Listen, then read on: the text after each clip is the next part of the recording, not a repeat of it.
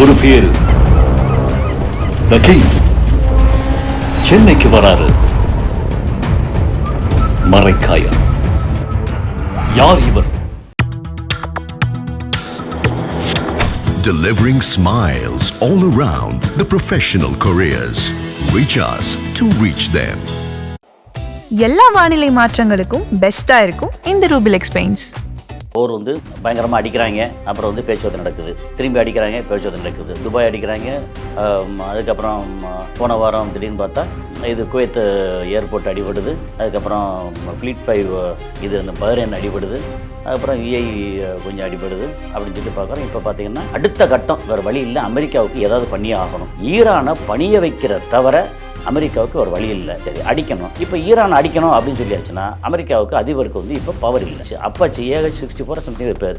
அப்பாச்சின்றது ரொம்ப பெரிய அளவுக்கு எக்யூப்டாக ரொம்ப எக்ஸ்பென்சிவான ஹெலிகாப்டர். பஹ்ரைன் சின்ன நேரம் தான், ஆனாலும் வந்து அங்கே ஏர்போர்ட் எல்லாம் இருக்கு இல்லையா, அது எல்லாமே அந்த ஏர்பேஸ்லேயும் கத்தாரோட ஏர்பேஸில் அடிச்சிருக்காங்க. ஈரான் அடிச்சது அங்கே ஏர்பேஸில், ஃப்ளீட் 5 நேவல் பேஸில், அப்புறம் அல்சலாம் ஏர்பேஸு, அதுக்கப்புறம் இன்னொரு இடம் அப்படின்னு வரிசையாக ஏகப்பட்டத்தில் அடித்து முடிச்சிட்டாங்க. ஆகாயம் நேயர்களுக்கு வணக்கம். நான் உங்கள் அஷ்ரஃப். இன்று நம்மோடு இருப்பது திரு கசாலி அவர்கள். வணக்கம் சார். வணக்கம் அஷ்ரஃப். சரி, இப்போது இந்த ஈரான் அப்புறம் வந்துட்டு இஸ்ரேல் அமெரிக்கா இந்த போர் ஆல்மோஸ்ட் வந்துட்டு ஒரு நிறுத்தி வைக்கப்பட்டதுன்னு ஒரு கேள்வி கேட்டோம், ஒரு விஷயம் நடந்தது. அதுக்கப்புறம் பார்த்தா அது ஒரு மாதிரியான ஒரு மூர்க்கமான நிலை போய் உக்ரமான தாக்குதல்லாம் நேற்று இரவு நடந்துகிட்டு இருக்கு. என்ன சார், ஆல்மோஸ்ட் பேச்சுவார்த்தையில் நடந்து முடிகிற மாதிரி தானே ஒரு சூழல் இருந்தது, ஏன் திருப்பி? அது வந்து பேச்சுவார்த்தைங்கிறது சும்மா பேருக்கு ஒரு முலாம் பூசினா தான். நம்ம ஆகாயம் சேனல்லே தொடர்ந்து பேசிட்டு வர்றோம். அப்பப்போ என்ன நடந்துட்டுருக்கு அப்டேட் பண்ணிட்டே வரோம். போர் வந்து பயங்கரமாக அடிக்கிறாங்க, அப்புறம் வந்து பேச்சுவார்த்தை நடக்குது, திரும்பி அடிக்கிறாங்க, பேச்சுவார்த்தை நடக்குது, துபாய் அடிக்கிறாங்க. அதுக்கப்புறம் போன வாரம் திடீர்னு பார்த்தா இது குவைத் ஏர்போர்ட் அடிபடுது. அதுக்கப்புறம் ஃப்ளீட் 5 இது அந்த பஹ்ரைன் அடிபடுது. அதுக்கப்புறம் யுஏஇ கொஞ்சம் அடிபடுது அப்படின்னு சொல்லி பார்க்குறோம். இப்போ பார்த்திங்கன்னா அடுத்த கட்டம் வேறு வழி இல்லை, அமெரிக்காவுக்கு ஏதாவது பண்ணியே ஆகணும். அதை வெறுமனே சமாதானம் பண்ணுறது இருக்கு இல்லையா, அப்படி சமாதானம் பண்ணுறது அமெரிக்காவுக்கு வந்து தற்கொலை பண்ணுறதுக்கு சமம். வெறும் சமாதானம் ஆகவே ஆகாது. அவரோட ஈகோ ஒத்துக்காது. ஈகோ இல்லை, பொருளாதாரம். அவங்களுக்கு ஈகோ அது வெங்காயம் வளர்க்கனால ஒன்றும் கிடையாது. அவங்களுக்கு தேவை தன்னோட பொருளாதாரம் கடந்த சில வருடங்களாக சரிஞ்சிட்டே வருது. அதுக்கு முக்கியமான காரணம் சைனா. அது ஏற்கனவே நம்ம நேரில் தெரியும். ஸோ சைனாவை அமுக்கிறதுக்கு ஈராக்கை பிடிச்சாச்சு, அதை பிடிச்சாச்சு, வெனிசுலா எல்லாம் பிடிச்சாச்சு. இப்போ வந்து ஈரான் மட்டும் பிடிக்கணும். ஈரான் நினச்ச மாதிரி இல்லை. ஆக்சுவலாக லேசாக முடுக்கோன்னு தெரிஞ்சது, மண்ணுக்கு மேலே உள்ள தெரிஞ்சது, ஒரே வெட்ட அப்படின்னா டக்குன்னு பெருசாக வந்து அணகொண்டா மாதிரி எரிஞ்சு நிற்குது. அப்போ ஈரானை ஒன்றும் செய்ய முடியல. என்ன பண்ணுறது அப்படின்னு ஒரு பெரிய குழப்பம்தான். சரி, இப்போ வந்து ரைட், ஓகே, ஒன்னே நான் அடிச்சிட்டேன், நீ அடிச்சிட்டேன், இந்த இஸ்ரேல் அடிச்சு எல்லாம் அடித்தா முடிஞ்சு வச்சு இதோட நம்ம சமாதானமாக போயிடுவோம் அப்படின்னு சொல்லியாச்சுன்னா 2 விஷயம் நடக்கும். அமெரிக்காவோட டாலர் இருக்கு இல்லையா, அது டீடாலரைசேஷன் ரொம்ப பெருசாக வந்துடும். பிரிக்ஸ் வந்து கரன்சி புதுசாக கொண்டு வரணும் அப்படின்னா என்ன, பிரிக்ஸ் வந்து கொண்டு வந்துடக்கூடாதுங்கிறதுல அமெரிக்கா ரொம்ப முழுமையாக இருக்கும். ஏன்னா பிரிக்ஸ் ரொம்ப ஸ்ட்ராங்காக வந்துருச்சுன்னா டாலரில் விநியோகமே நடக்காது. என்ன காரணம் அப்படின்னா, பிரிக்ஸில் வந்து யார் நமக்கு வந்து Brazil, Russia, India. Brazil oil இருக்குது, மற்ற மினரல்ஸ் இருக்குது. இந்தியா சொல்ல வேண்டியதில்லை, ரஷ்யா ஆயுதங்கள் முதற்கொண்டு, அப்புறம் அங்கேயும் வந்து நிறைய எண்ணெய் இருக்குது, குரூட் ஆயில். அதுக்கப்புறம் சைனா, சவுத் ஆஃப்ரிக்கா. சைனாவுக்கு வந்து இப்போ உற்பத்தி பொருளாதாரம் உலகத்தோட முக்கால்வாசி விஷயங்களை அவன் தான் உற்பத்தி பண்ணுறான். சவுத் ஆஃப்ரிக்கா அது வந்து ஒரு வகையான கனிமங்கள் உள்ள, அந்த டைமண்ட்லேருந்து கோல்ட்லேருந்து ஆரம்பித்து நிறைய கனிமங்கள் உள்ள ஒரு நாடு. இதெல்லாம் போக ஈரான் வந்து பிரிக்ஸில் இருக்கான். சவுதி அரேபியா பிரிக்ஸில் வந்து ஆல்ரெடி அப்ளிகேஷன் போட்டு வச்சுருக்கான்.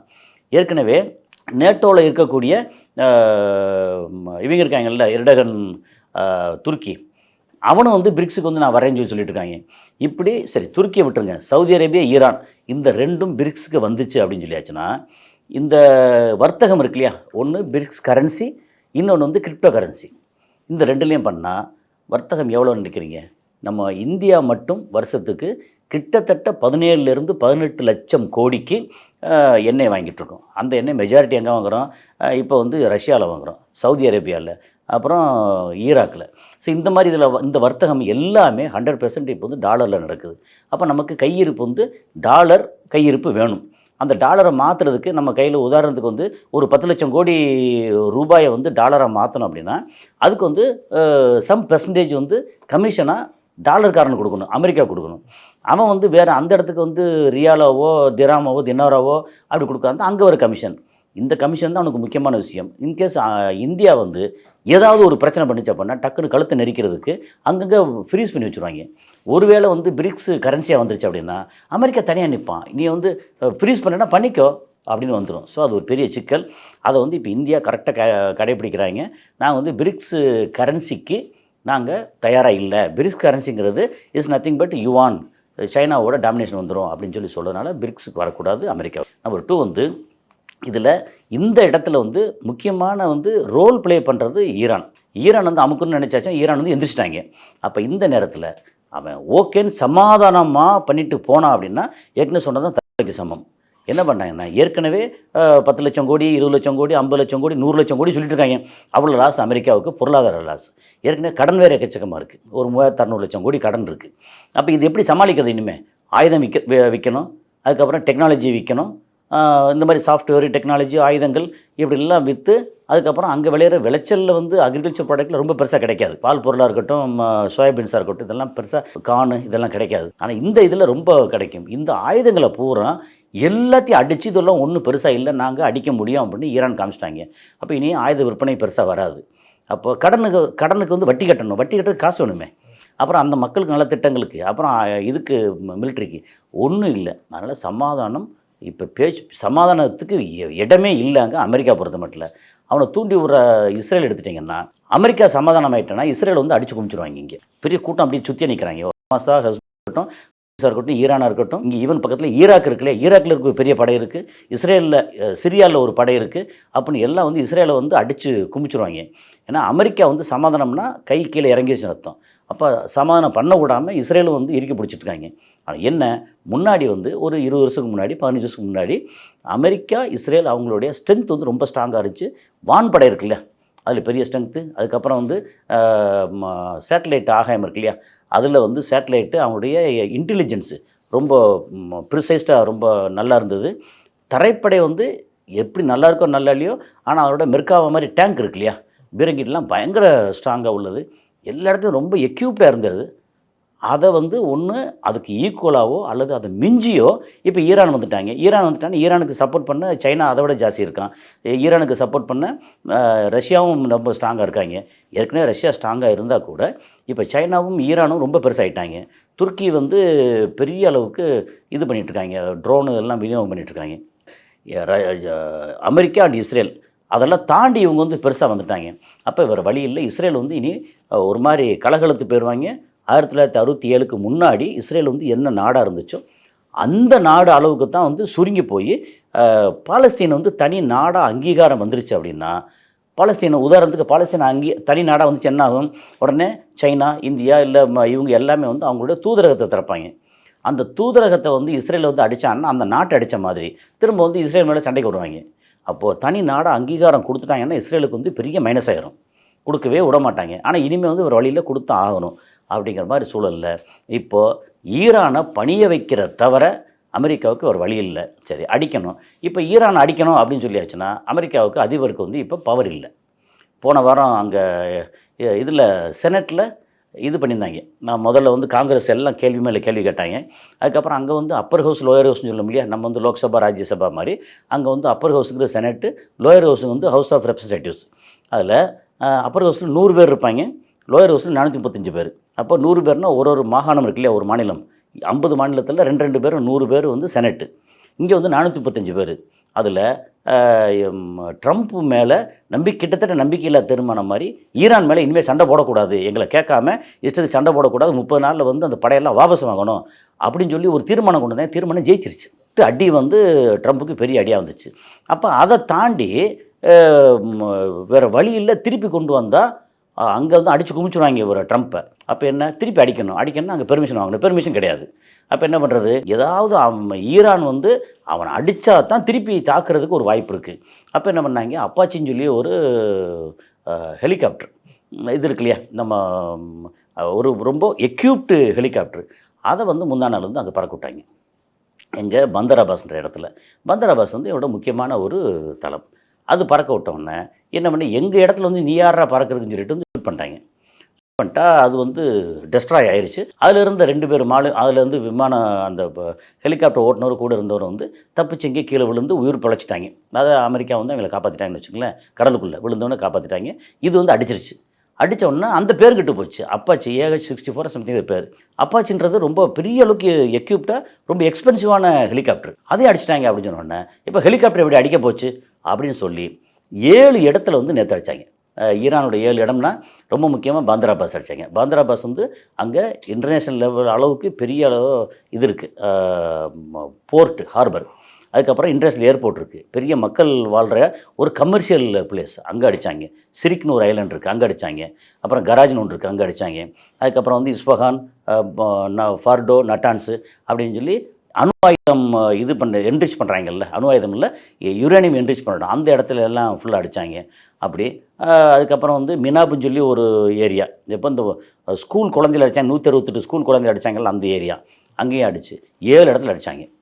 அடித்து முடித்தா இவங்க என்ன பண்ணிட்டாங்க, சதுராட்டம் ஆடிட்டாங்க. 21 இடத்த வந்து இங்கே Kuwait, Bahrain, Qatar, UAE, Iraq, அதுக்கப்புறம் ஜோர்டான் அப்படின்னு இந்த இதில் உள்ள நிலைகள், அமெரிக்காவோட நிலைகள் இருக்கு இல்லையா, இதெல்லாம் சேர்த்து அடித்து குமிச்சிட்டாங்க. இப்போ 21 இடம்.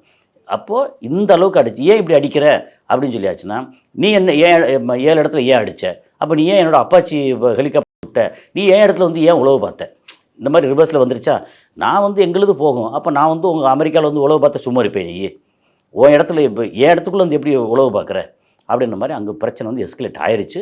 அமெரிக்கா வந்து திருப்பி அடிக்கிறதுக்கு இப்போ வந்து அந்த செனட்டை கூட்டி உத்தரவு வைக்க வேண்டிய அவசியம் இல்லை. பிரச்சனை வந்துருச்சா திருப்பி அடிக்கலாம். அது வந்து அதிபருக்கான ஒரு பவர் இருக்குது. இதுக்கிடையில் பார்த்திங்கன்னா அங்கே ஹர்மோஸ் ஜலசந்தி தெரியும். ஹர்மோஸ் ஜலசந்தியில் இவங்களோட என்ன பண்ணிட்டாங்க, இவங்களுக்கு கட்டுப்பாடில் இருக்குது. அப்போ இந்த 7 இடத்த அடித்த உடனே ICC நேவல் என்ன சொன்னாங்கன்னா, ஹர்மோஸ் ஜலசந்தியை கொஞ்சம் கொஞ்சம் ஓப்பன் பண்ணி வச்சுருந்தோம், இப்போ 100% எந்த கப்பலும் போகாது வராது, நாங்கள் வந்து அடைச்சிட்டோம், க்ளோஸ் பண்ணிட்டோம், யார் வந்தாலும் அடிப்போம் அப்படின்னாங்க. அடுத்த 2 கப்பல் வந்து எந்த நாட்டு கப்பலும் கரெக்டாக தெரியல, 2 கப்பல் உள்ளே வந்துச்சு, ஆயில் கப்பல், 2ஐயும் போட்டு தாக்கிட்டாங்க. அவ்வளோதான், மொத்தத்துக்கு அங்கே க்ளோஸ் ஆயிடுச்சு. அதுக்கப்புறம் பார்த்திங்கன்னா இவங்க ஹர்மோஸில் இருக்கிற இவங்களோட நேவல் இருக்கு இல்லையா, அது கொஞ்சம் வெளியே போக ஒரு கிட்டத்தட்ட ஒரு 80-100 கிலோமீட்டர் தூரத்தில் அமெரிக்காவோட பிளாக்கேடு ஒன்று இருக்குது. ஒரு 20-30 கப்பல் வச்சு ஒரு 10 மேஜர் கப்பல், மற்ற எல்லாம் வந்து எந்த கப்பலும் வரவிடாமல் போகக்கூடாமல் கல்ஃப் ஆஃப் ஓமான் இருக்கு இல்லையா, ஓமான் ஜலசந்தி, அந்த இடத்துல வந்து நிறுத்தி வச்சுருக்காங்க. அதுபோல் கொஞ்சம் உள்ளே நெருங்கி வந்து 2 பேரும் வந்து பயங்கர ஷூட்டிங், ஏதோ எக்ஸ்சேஞ்ச் ஆஃப் ஃபயர்னு சொல்லுவாங்கல்ல, மாறி எல்லாம் தாக்கிட்டாங்க. தாக்குதல் ரொம்ப பெருசாக இருக்குது, எஸ்கலேட் ஆகிருக்கு. நம்ம மக்கள் அங்கே இருக்கிறவங்க பூரா பயந்து போய் கிடக்காங்க. அப்புறம் குவைத் வந்து தன்னுடைய வான்வெளி இருக்கு இல்லையா, அதை க்ளோஸ் பண்ணிட்டாங்க. இப்போ ஃப்ளைட்டு வராது போகாது எல்லாம். ஏற்கனவே போன வாரம் டெர்மினல் 1 நினைக்கிறேன், அந்த இதில் ஆஃபீஸெல்லாம் அடிபட்டுருச்சு. அது அடித்ததுக்கு வந்து ட்ரோன் தான் காரணம் சொன்னாங்க. அப்போ ட்ரோன் இல்லை, அது வேறு மாதிரி அவங்களோட பேட்ரியாட்டு இது இருக்கு இல்லையா, இன்டர்செப்ட் பண்ணக்கூடியது, அந்த பேட்ரியாட்டோட மிசைல் தான் கீழே விழுந்து அடிச்சுன்னு சொன்னாங்க. எல்லாம் நடந்துருச்சு, நடந்து முடிஞ்சு இப்போ அவங்க வான்வெளியை க்ளோஸ் பண்ணிட்டாங்க. UAE அந்த மாதிரி க்ளோஸ் பண்ணுறது இதில் இருக்காங்க. கத்தாரு, பஹ்ரைன் சின்ன நேரம் தான், ஆனாலும் வந்து அங்கே ஏர்போர்ட் எல்லாம் இருக்கு இல்லையா, அது எல்லாமே அந்த ஏர்பேஸ்லேயும் கத்தாரோட ஏர்பேஸில் அடிச்சிருக்காங்க. ஈரான் அடித்தது அங்கே ஏர்பேஸில், ஃப்ளீட் 5 நேவல் பேஸில், அப்புறம் அல்சலாம் ஏர்பேஸு, அதுக்கப்புறம் இன்னொரு இடம் அப்படின்னு வரிசையாக ஏகப்பட்டத்தில் அடித்து முடிச்சிட்டாங்க. அப்புறம் அடித்து முடித்து இப்போ வந்து பயங்கரம் வந்து அப்படியே ரணகளத்தில் இருக்குது. இஸ்ரேல் வந்து இந்த நேரத்தில் பார்த்தா இதில் லெபனானில் போட்டு அடின்னு அடிச்சிட்ருக்காங்க.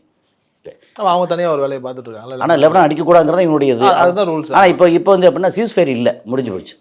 சீஸ்ஃபயர் வந்து 2 பேரும் மீறிட்டாங்க அப்படின்றது தான். அமெரிக்கா வந்து உளவு பார்த்தது அவன் அதை பற்றி சொல்ல மாட்டான். ஆனால் இவன் அடித்ததை பார்த்தா அப்போ நீ வந்து சீஸ்ஃபயரை மீறிட்ட அப்படின்றாங்க. ஸோ இந்த மாதிரி ஒரு சூழலில் பயங்கரமாக எஸ்கலேட் ஆகி நிற்குது. அடுத்து என்ன நடக்க போகுது அப்படின்னு ஒரு கேள்வி.